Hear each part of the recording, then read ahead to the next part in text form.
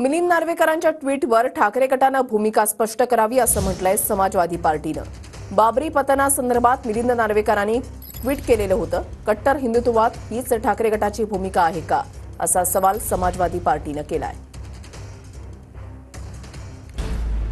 समाजवादी पार्टीकडून महाविकास आघाडीतून बाहेर पडण्याचे संकेत देण्यात आले। ठाकरे गटाचे आमदार मिलिंद नार्वेकरांनी बाबरी पतनाच्या आठवणींना उजाळा देत एक ट्विट केलं होतं।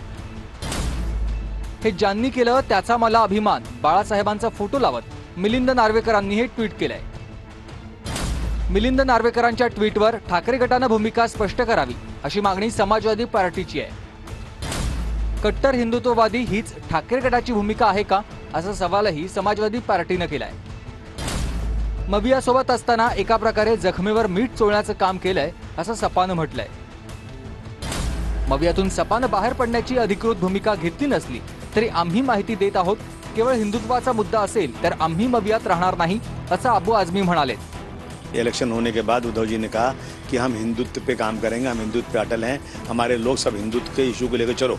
अगर इस तरह का स्टेटमेंट होगा तो समाजवादी पार्टी ऐसे लोगों के ऐसे गठबंधन में मैं समझता हूं नहीं रह सकती। बाबरीचं कारण देत समाजवादी पार्टी ही महायुतीच्या बाजूने झुकली आहे, असं भास्कर जाधव म्हणाले।